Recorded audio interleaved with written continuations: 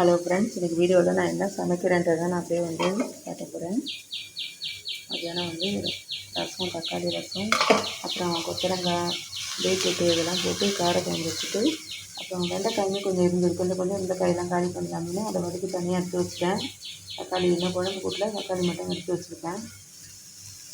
இந்த காய் கொத்தரங்காய் மட்டும் நல்லா வதக்கிட்டு நம்ம கொஞ்சம் தண்ணி ஊற்றி வேக விட்டுட்டு நம்ம குழம்பு கூட்டி எப்பவும் போல் நம்ம அப்படியே ஊற்றி விடலாம். தாளித்து தான் நான் இப்போ வதக்கிட்டுருக்கேன். குழம்பு கூட்டி அதேமாதிரி ஊற்றி விட்டுடலாம். வெண்டைக்காய் கொஞ்சம் லாஸ்ட்டாக இறக்க போகிறது ஒரு 5 நிமிஷம் முன்னாடி போட்டால் நல்லா வெந்துடும். டேஸ்ட்டு ரொம்ப நல்லாயிருக்கும் ஃப்ரெண்ட்ஸ். இந்த மாதிரி நீங்களும் ஒரு தடவை ட்ரை பண்ணி பாருங்கள். இது பார்த்திங்கன்னா பாவக்காய் வறுவல். புளிக்குழம்புக்கு பாவக்காய் வறுவலான்னு உங்களுக்கு தோணும். ஏன்னா பாவக்காய் ஒரு 2 நாளாக கொஞ்சம் சரியாக சமையல் பண்ணதுனால கொஞ்சம் வீணாக பிறந்த இருந்தது. சரி சாதத்தில் அப்படியே சாதத்தை பற்றி சாப்பிட்டுட்டு நம்ம இந்த மாதிரி இது புளிக்குழம்பு கொஞ்சம் வச்சுக்கலாம். ரசம் வச்சுருக்கேன். அப்புறம் தேங்காய் எடுத்து வச்சுருக்கேன். தேங்காய் பொட்டுக்கடலை இதை துவையல் பண்ணோம்னா கொஞ்சம் புளிக்குழம்புக்கு காரக்குழம்பு நல்லா இருக்குன்னு சொல்லுவாங்க. தேங்காயும் கொஞ்சம் அதான் வீணாக போகிற மாதிரி இருந்தது. அதனால் கொஞ்சம் வெஜ்ஜு வேலை இருந்ததுனால சமையல் பண்ணல. தேங்காயும் வீணாக போகாமல் நம்ம இந்த மாதிரி யூஸ் பண்ணிக்கலாம். சரி சாப்பாடு இருந்தாலுமே கொஞ்சம் வெளில சாப்பிட்ற மாதிரி இருந்ததுனால இந்த மாதிரி செய்யலான்னு ட்ரை பண்ணிட்டுருக்கேன்.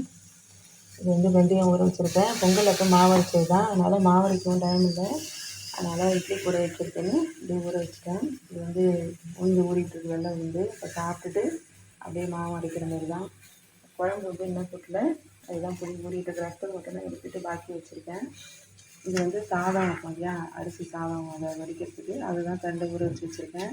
இந்த மாதிரி கணினி தண்ணி எடுத்து ரசத்துக்கு காரக்குழம்புக்குலாம் நான் யூஸ் பண்ணுவேன் பொரியல்லாம் பண்ணும்போது. அதனால் நான் இதை அப்படியே வச்சுருக்கேன். இப்போ காலைல பாத்திரமே இன்னும் கொஞ்சம் விளக்கல. கொஞ்சம் மேலே போய் துணி துவைச்ச மாடியில் இருந்ததுனால லேட் ஆகிடுச்சு. சரி சமையல் முடிச்சுட்டு நம்ம குழம்புலாம் தாளிச்சிட்டு சாதத்தை வச்சிட்டோம்னா நம்ம ஜாமான் கழுவுறது ஈஸியாக இருக்கும். அதனால தான் நான் அதையும் பக்கத்தில் எடுத்து வச்சுருக்கேன்.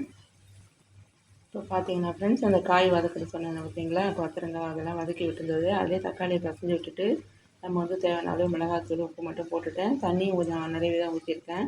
இந்த காய் வேக கொஞ்சம் லேட் ஆகும். நல்லா அது காய் வெந்ததுக்கப்புறம் நம்ம இந்த வெண்டைக்காய் வதக்கி வச்சுருக்கோம் பார்த்தீங்களா, இதை போட்டுட்டு நம்ம அந்த புளியை சேர்த்துக்க வேண்டியதான்.